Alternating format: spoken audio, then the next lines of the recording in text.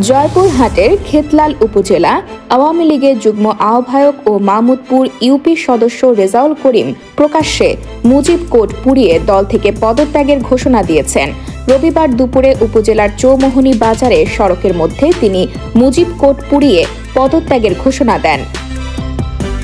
Mujib code পোড়ানোর ভিডিওটি সামাজিক যোগাযোগ মাধ্যমে ছড়িয়ে পড়লে ব্যাপক চাঞ্চল্যের সৃষ্টি হয়। এদিকে রেজাউল করিম জানান, এই দলকে আর ভালো লাগে না, এদের চালচলন কর্মকাণ্ড আর ভালো লাগে না, তাই মুজিব কোড পুড়িয়ে আমি এই দল থেকে পদত্যাগ করলাম। অন্যদিকে আওয়ামী লীগের সভাপতি আনোয়ারুজ্জামান তালুকদার নাদিম বলেন, তিনি সবসময় নৈতিক স্খলন রোগে ভোগেন।